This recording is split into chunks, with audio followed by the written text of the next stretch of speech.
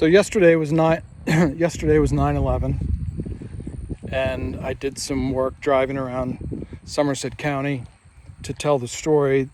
And to cut to the chase, I have friends and family who have direct contact with the events of 9/11 from 2001. And those contacts lead me to be skeptical of the official narrative. And if you're familiar with my work as Bruno, you know that I'm skeptical of a lot of things that are going on. To include now TikTok itself. So we obviously have some terrible things that happened in Utah over the last couple days. That's not really my forte, those kinds of things. A lot of other people will spend a lot of time talking about them, so I don't need to. But we're getting to understand how the world works is a little bit different than we expected. And TikTok prompted me to verify all my business information almost simultaneously with the events in Utah. Correlation is not causation, but I've made the decision that that is no longer going to be part of the Bruno ecosystem.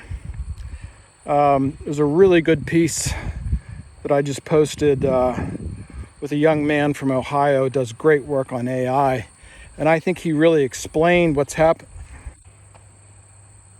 I think he really explained very well what's happening with these algorithms.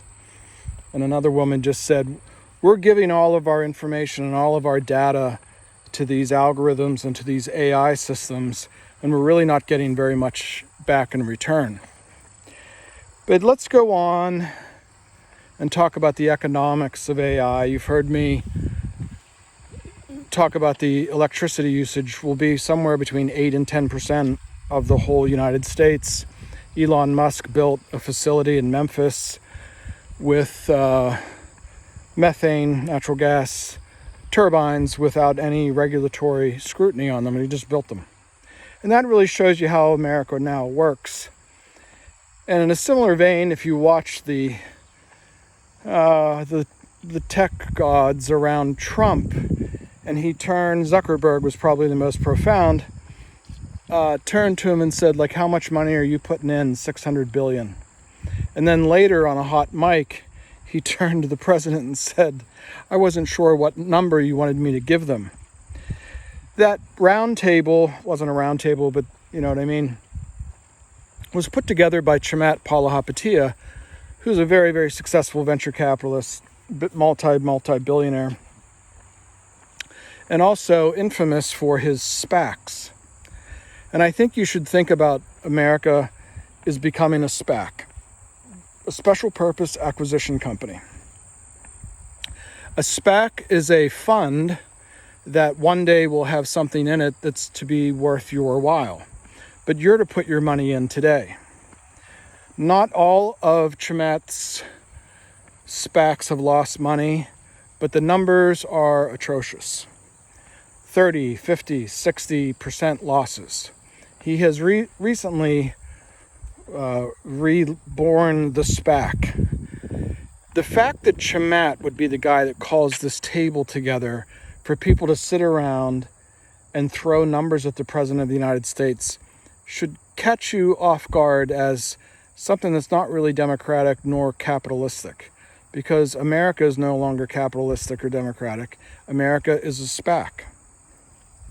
You're to believe that we're going to put, let's just round it off to $1 trillion a year into these giant server farms or large language models.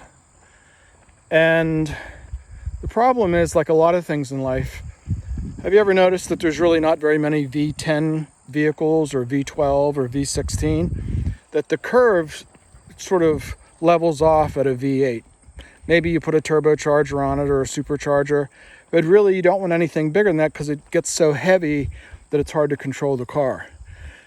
There's similar data coming out about AI that says just scaling and scaling large language models means that the internet is effectively going to eat itself. And there's been some fits and starts with the rollout of things like ChatGPT 5. The next morning, people said I want ChatGPT 4 back. And then 2 days later, Sam Altman, who I find to be cult-like all of them, like Elon, like all of them, very quickly started talking about ChatGPT 6. It's because the curve is starting to roll over, like in everything in life. So I've made the decision to get off of TikTok as of Sunday at midnight. It's consuming my data and manipulating it. Now has a new censor from Israel, and I just don't feel it's in myself, my personality, or even your best interest to stay involved with that. And so I'm strictly committing to Substack. Along those lines, as I was doing research, I found that a book written in the 1960s called Alchemy and AI, believe it, 1960s, was skeptical of the idea, and I'll make it simplistic, cartoon-like for you. Computers are not humans, humans are not computers, and computers are not God.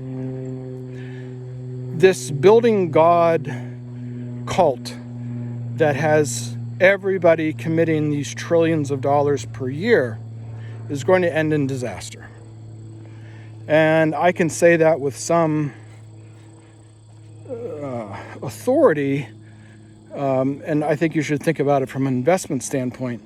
All these big tech companies simply are software. They have maybe 100,000 people manipulating code to build apps, to build software systems, social media, etc. The drive for 1,000-acre, I mean, that should actually catch you off guard. Is like, why do we need a server farm the size of Manhattan? That should catch you as maybe even cartoonish or like humorous, that this country has so many problems. But back in the 1960s, even as computers were just becoming part of our national consciousness, there were already conversations about this. Which brings me to my last point. Between now and the end of the year, I'm going to pick some place where I can do academic work along with the work I'm doing on Substack and along with the work I'm doing with Bruno and company. Most likely that will include, I've been looking, all the big philosophy departments now have philosophy of AI, courses, papers, PhDs, etc. So we sort of have come full circle. So what does this mean for you? So I'd encourage you to think about, for I think a very reasonable price, we have a foundation, we have a stream of content. The more, shall we say, informal TikTok content's going to go away, and I'm just going to drive things that are, some of which may be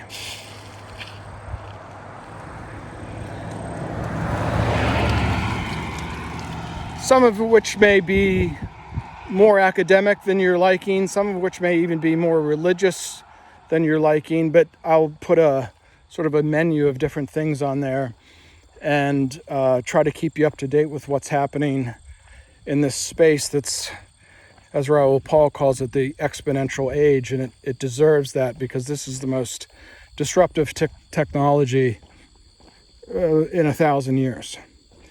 So thanks for the support on TikTok. It'll be difficult to delete that account, but I've made the moral and business decision that it has to go. And I look forward to doing more work together on Substack. Lastly, you can watch the headlines yourself. Headline today, they're talking about tokenization of all the big ETFs like the S&P 500. And those things trade trillions of dollars a day.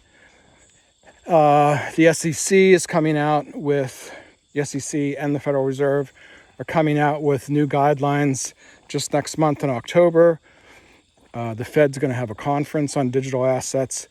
So it's all happening.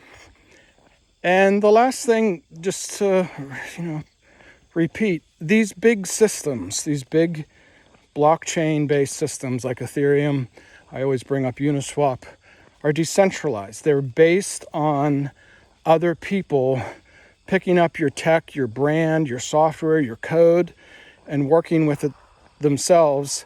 In our case, that just means you might be interested in being part of what we've called DAOs.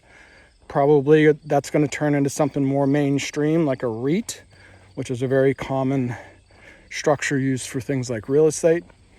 And as the crypto community calls it, real world assets. So this weight vest gets a little heavy after 10 minutes. So it's all about Substack now, and feel free to reach out to me. I think the telephone, email, DMs on Substack will all be up and running, and have a great fall.